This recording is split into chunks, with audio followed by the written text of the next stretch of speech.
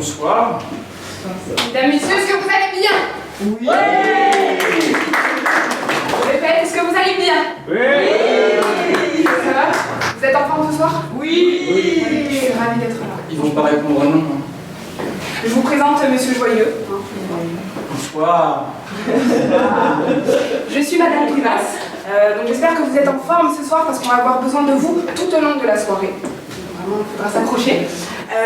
Avant, je voulais vous remercier. Merci d'être là, on est hyper heureux. Merci d'être là ce soir. Donc aujourd'hui, vous êtes présents ici pour notre spectacle de fin d'année, et qui signifie voilà, l'achèvement d'une année au sein de The Theatre Academy. Exceptionnel.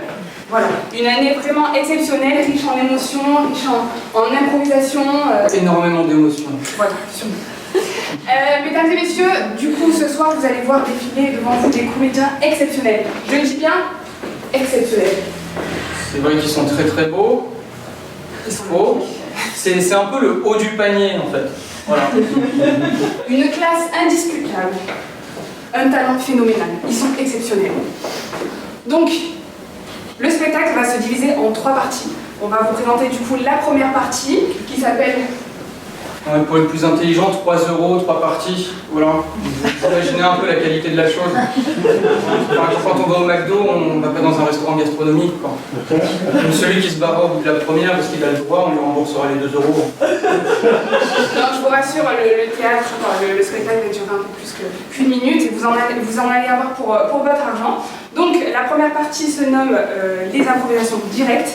Donc on va avoir besoin de vous pour nous donner un lieu que nous allons respecter tout au long de cette première partie. Ça va être le même. Ça va être hyper redondant, donc choisissez-le bien pour qu'on peut s'embêter. Et donc un Ce lieu, serait dommage. un thème et surtout une contrainte. Est-ce que tu as des exemples de contraintes par exemple? Bah, la contrainte, ça peut être un accent, comme ça le mec un peu raciste il peut se défouler.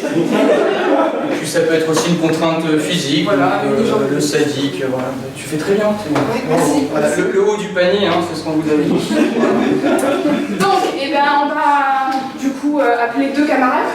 2 camarades exceptionnels.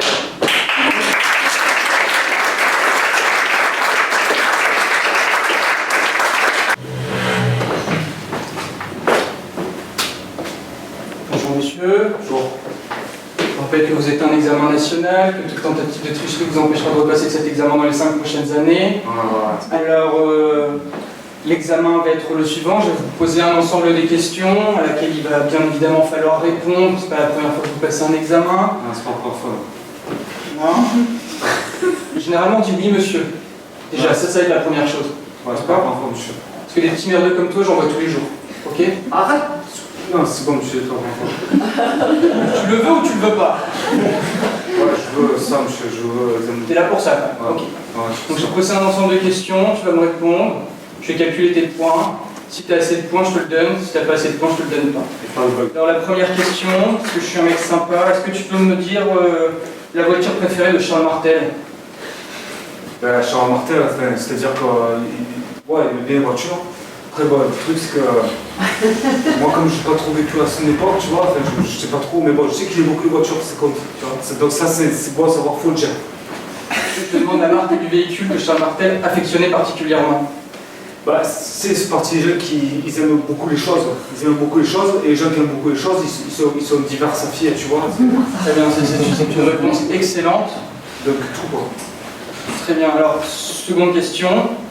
Vas-y, voilà. Pouvez-vous me dire quel est le signe de clignotant qu'a fait César pour charmer Cléopâtre? Bah, c'est-à-dire qu'à l'époque, je pense que Kyoto c'était un petit peu, tu sais, comme dans le haut des pyramides, tu avais le script, quoi, tu vois.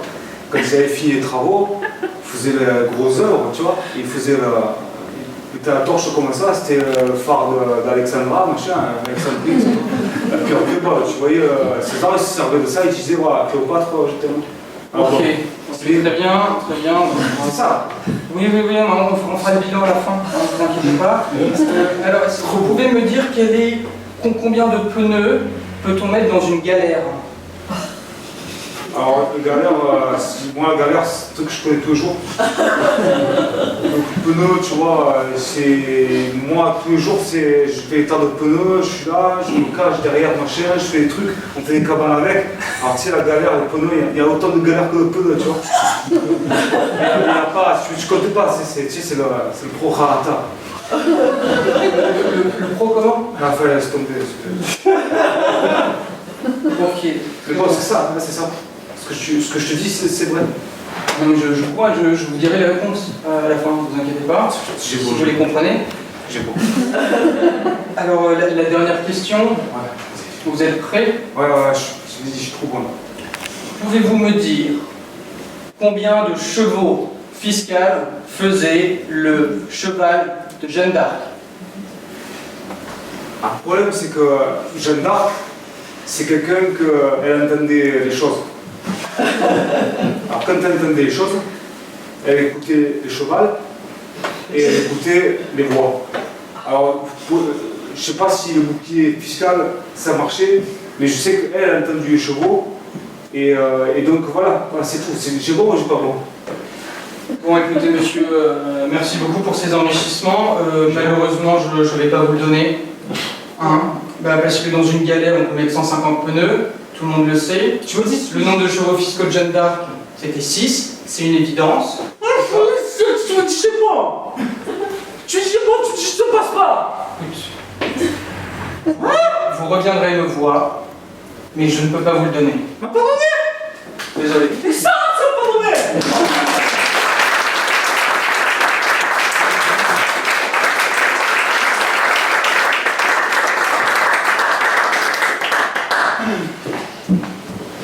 Un thème. Les chevaliers.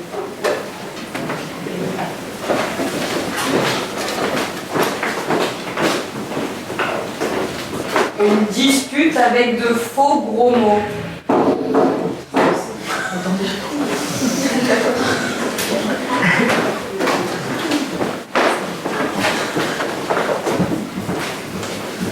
Chevalier Lancelot, vous êtes venu à notre secours. Qu'y a-t-il encore?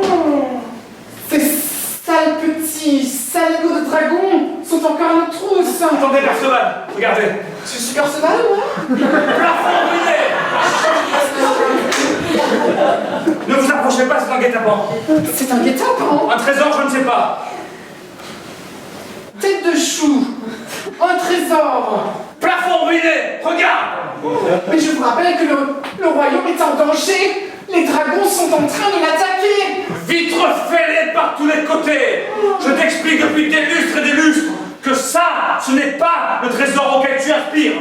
Ne t'approche pas. Je ne m'approcherai pas de votre trésor, très bien. Mais n'oublions pas que le royaume est toujours en danger. Les dragons, ils sont là. C'est celui qui a mis fin Arthur! au royaume de Game of Thrones. Arthur! Les dragons! Encore! Fumier! C'est une chauve-souris. Batman! Si toi tu t'affoles trop. Vous avez ramassé le trésor? Parce que ça fait 7 jours qu'on vous attend à la table ronde. Un d'accord ok. Souris handicapé! Cette mission, ça devait durer 2 heures.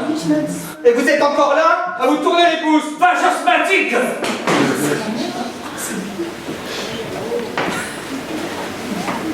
Ouvrez le trésor. Jamais! Espèce de chenapan. J'étais derrière, dans ma calèche, les autres, ils me klaxonnent comme ça. Je vous attends, ça fait 15 heures. Il est où le trésor? Ouais! Faut pas nous la faire à l'envers, ça fait 2 heures qu'on attend aussi! Espèce de vieille bille. N'importe Qu'est-ce que tu dis? quoi. Et lui, regarde-moi sa tête. Mouche à berge! Regarde pas ma tête, ça. Pas de rire, hein. Ça vous est vu. Il est où le trésor? Alors écoutez, vous me prenez vraiment pour un chou-fleur. Ok. C'est moi qui ai l'épée. C'est à moi qui parle là, le chou-fleur. Oh. Tu vas arrêter de me prendre pour une galette, directos. Et Ok. le pépito, qu'est-ce qu'il a, lui? Le pépito, qu'est-ce qu'il y a? Il va commencer dans la même chose, ok? Ouais! Qu'est-ce que t'as? C'est moi qui ai l'épée pour le trésor. Il faut savoir s'il va s'ouvrir. C'est qui cette... C'est moi. Les enfants, c'est très mal joué, on va en faire. Et alors voilà, ma mère qui arrive tout le temps comme ça. Non, mais... Elle chante ta mère. Donc là, parmi vous tous, il n'y en a pas un qui veut ouvrir ce coffre. Jamais! Donc c'est-à-dire que moi je peux vous voyez 1, 2, 3, 4, il n'y en a aucun qui va ouvrir le coffre. Pourquoi vous voulez pas l'ouvrir le coffre? C'est une boîte à chaussures. C'est trop sale. C'est bizarre. C'est bizarre. En classe. Dépêchez-vous.